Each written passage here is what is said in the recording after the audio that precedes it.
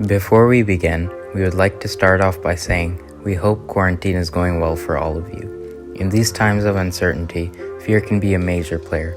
Some of you may have lost friends or family members, and with the current economic crash, these times can be scary. We recognize that, and you are all in our thoughts and our hearts right now. We will make it through this together. We've got this, Evergreen. Continue to stay safe and remember to wash your hands. To quote Albert Einstein, in the midst of every crisis lies great opportunity. Though we are all confined to our homes at the moment, there is a silver lining to this. The World Health Organization estimates that 3 million people globally die from complications due to air pollution every year. More than 80% of people residing in urban communities are constantly exposed to unsafe emission levels. But now that people all around the world are at home, nitrogen dioxide emissions over major cities in Asia and Europe went down by 40% by the end of February compared to the same time period in 2019. Carbon dioxide emissions in China had decreased by 30% in mid-February. In some regions, such as the UK, nitrogen dioxide emissions went down by over 60% by the end of March. In the northeastern United States, emissions have decreased by 30%. In China, it is estimated that 20 times as many lives have been saved due to the reduced emissions than have been lost to the virus. But this enormous decrease in emissions won't last for long, unless we take this time to make necessary lifestyle changes. So how can you help the environment while stuck at home? To save electricity, you can unplug your device or charger from its socket when you aren't using it. You could also use a power bank to charge your devices if possible. When you leave a room, be sure to switch off the light to save electricity. The majority of the electricity in the US is created by burning fossil fuels like coal and natural gas, and as a result, reducing your use of electricity will reduce greenhouse gas emissions.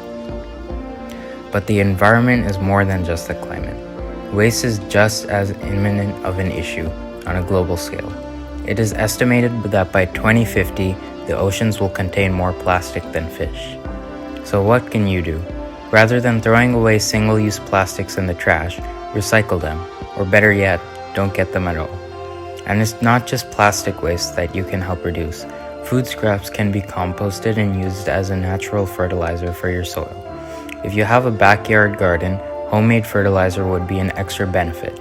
And if you don't, there's no better time to start than the present.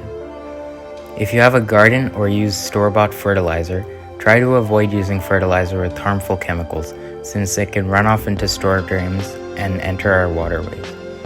It has gotten to the point where our local southern resident orcas, as well as transient orcas, have been found with staggering amounts of pesticides and artificial chemicals accumulated in their flesh due to their position at the top of the food chain. And it doesn't just end there.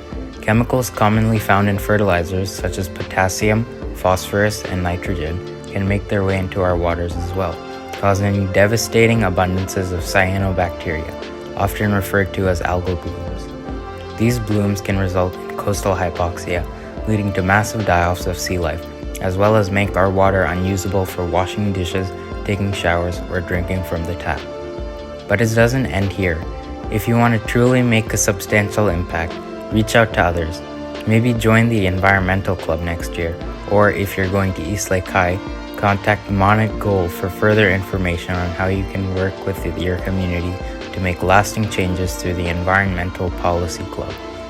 Earth Day is not just once a year. Every day should be Earth Day. And there's no better time to start making a change than now. We wish you the best and stay safe.